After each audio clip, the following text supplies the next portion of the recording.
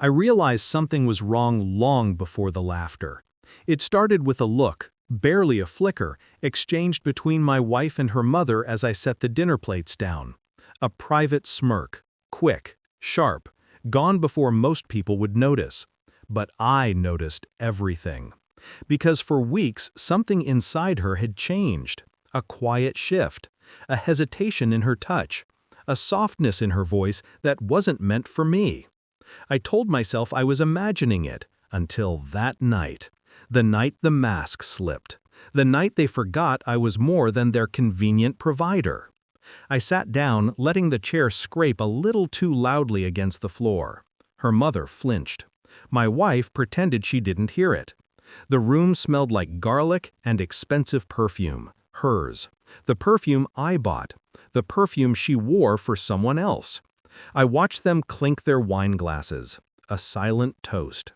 A secret in plain sight. And then it happened. A single sentence in French. Mocking, sharp, dismissive. My wife's mother spoke first, her voice dripping with amusement. Regardez-le, il dévore comme un animal. Look at him, stuffing his face like an animal. My wife laughed. The sound didn't belong to the woman I thought I married. You know I never wanted you to marry someone like him, but at least his money is good. They both laughed harder. My fork paused halfway to my mouth. Inside me, something went still. Not broken, not hurt, just quiet. I lowered my fork, wiped my mouth, and finished my meal in absolute silence, letting their words settle into place like final pieces of a puzzle I'd been avoiding for too long. When I finally spoke, perfect, precise French, their faces collapsed. Good, because tonight you're leaving with nothing. Silence. True silence. Not even the walls breathed. I didn't arrive at that moment by accident. The betrayal didn't land overnight. It started weeks earlier when I discovered the first message, half-deleted, poorly hidden. Her phone lighting up at 2:13 a.m. with a name she claimed not to remember. A message that vanished before I reached for the screen. My rational mind told me to let it go. My instincts told me to watch. So I watched. Quietly.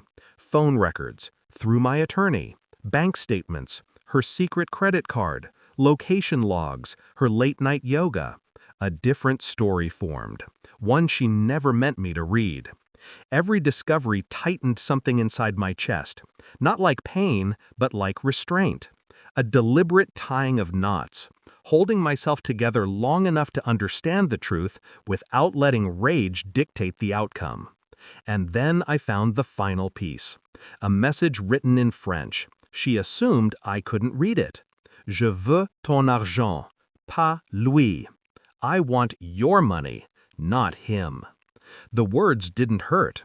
They clarified. I felt nothing except a cold line of focus carving itself through my thoughts. If she wanted a game, I would play it, but by my rules. The evidence arrived 3 days before the dinner. Phone backups, location data, recorded calls. Her mother coaching her, telling her how to drain me, how to humiliate me, how to walk away richer. I said nothing, not a word. Silence is more terrifying than rage, especially for people who depend on weakness. So I printed the evidence, neatly, organized, chronological, bound. And I set it on the table beside her plate as she laughed at me in a language she believed I couldn't understand. When her laughter died, she stared at the folder. What is this? I looked at her the same way a surgeon looks at a tumor before removing it. The truth. She opened it. Her face cracked first. Then her mother's. My calmness terrified them more than any shouting ever could. You knew? She stammered. For weeks. Her mother tried to speak, but I cut her off with one raised hand. You used me, I said, low, steady. Both of you. And you thought I was blind. My wife reached for me. Instinctively, desperately, I stepped back. You wanted my money, I said softly.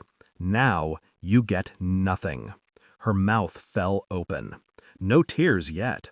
Shock always comes first. My attorney will contact you tomorrow, I added. Tonight, you pack your things. Both of you. Her mother's voice cracked. You can't! I already did. I didn't watch them break. I didn't need to. Their silence told me everything. As I walked out of the dining room, I felt lighter. Not healed, not whole, just done. Some betrayals don't deserve anger. Some endings don't need noise. Clarity is its own kind of revenge. And tonight, I finally tasted it.